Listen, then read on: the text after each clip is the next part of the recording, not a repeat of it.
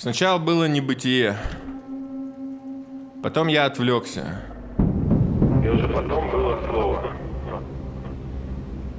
Сначала было небытие, потом я отвлекся. И уже потом было слово.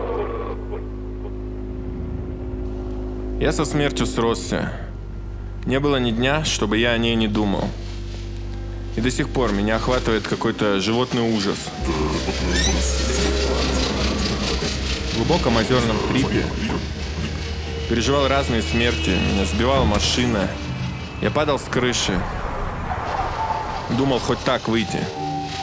Потом я распался. Стал чистым отсутствием разума. Потребовалась вечность, чтобы вернуться, снова создать мир и себя в нем. Знаешь, Слава, Ты всегда был один. близкие и случайные знакомцы — это твои творения.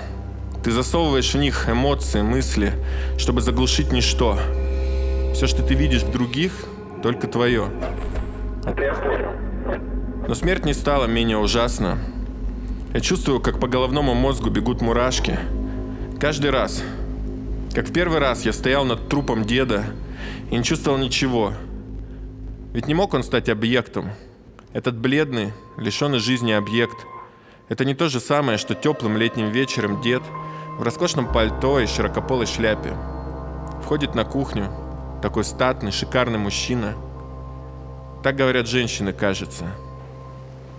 Это не то же самое, как он, лежащий, пожираемый клеткой раковой. Ему нужна была моя помощь, чтобы добраться до туалета. И я думал, что это тело не является истинным проявлением моего деда, того шикарного в шляпе. Он сидит где-то внутри. После похорон бабушка умерла через месяц. Так любят только старики.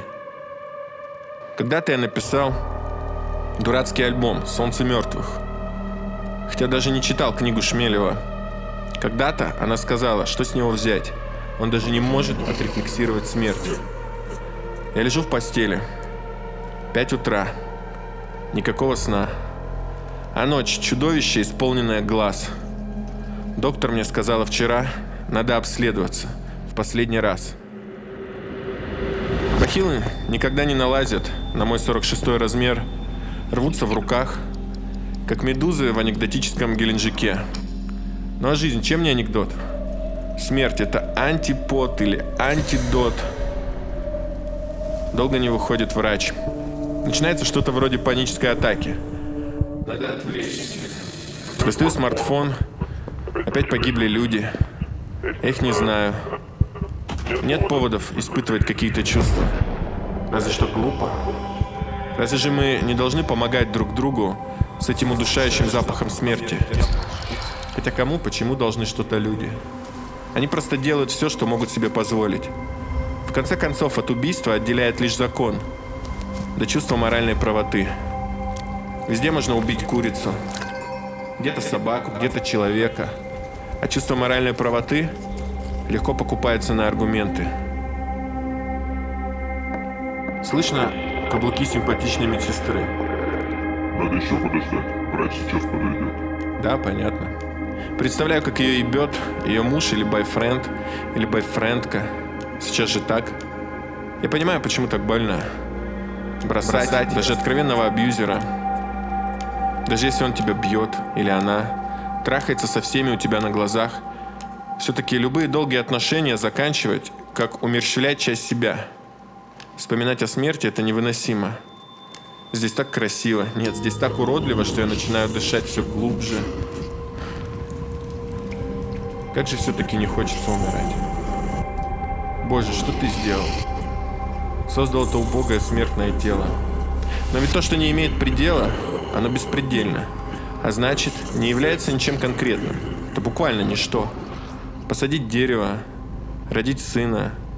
У меня нет ничего из этого. Но ведь это тоже заблуждение. Ребенок — отдельная вселенная, а не часть тебя. И вся эта психологическая хуйня. Но я могу их понять. Этих гиперопекающих родителей. Думаешь, вот оно, мое продолжение, мое спасение, моя кровиночка. А потом он начинает взрослеть, уезжает учиться в другой город, лишь бы не видеться с тобой слишком часто. Остаешься один, да еще и старый. И уже не отвернуть взгляда от того, что зовется вечной тьмой. Хотя это скорее отсутствие вечной тьмы. Абсолютное отсутствие любого присутствия. Это естественные законы. Родители готовы отдать за них жизнь, а дети вряд ли. Кажется, Ричард Докинс сделал какие-то расчеты, от какого количества детенышей львица готова рискнуть стать мертвой. Эгоистичные гены, что-то там такое. Странное словосочетание. Больничные покои. Скорее тревоги. Верующие. Мне трудно поверить, что они вообще существуют. Что двухкопеечные истории могут полностью вытеснить страх смерти из области сознания, какие-то древние правила. Очевидно же, что дух не может существовать без тела. Все указывает на это. Нет ни одного примера, ни одного философа или ученого, который бы убедительно доказал неразрушимость индивидуального существования. Верую, ибо абсурдно. Мы своими глазами видим, как хоронят наших близких. Мы знаем, что это произойдет и с нами. И все же верую, ибо абсурдно. А больничка-то довольно дорогая. Может, надо было сэкономить. Сходить не в Москве, а в Орле. Но зачем тебе деньги на смертном одре? Да и вообще. В сущности, деньги только средство сопротивления гниению. Хорошая еда, дом, врачи, тренеры. Для этого. А сверху ведь ничего не нужно. Это не такие уж большие деньги. А остальное это так скучно. Статус, авторитет, вещи. Тратить небольшое отпущенное время, чтобы заслужить одобрение в чем-то нелепом цирке. Артисты думают, что покупают билетик в вечность, оставив после себя песни. Ну не знаю. По-моему, все, что мы оставим, это памятник своему безграничному тщеславию. Хочется сигарету. Так быстро летит время. Когда хорошо. Когда занят чем-то интересным. Когда читаешь хорошую книгу. Какие-нибудь приключения Шерлока Холмса или Геккельбери Финна. Как быстро летит время. Без мысли о смерти. Иронично. Ведь когда время летит быстро, ты приближаешься к ней быстрее. Врач открывает дверь. Я двигаюсь словно в тумане. Человек внезапно смертен. И в этом его родовое проклятие. Так на это смотрел Достоевский. А она на меня даже не смотрит, когда говорит, что моя опухоль неоперабельна.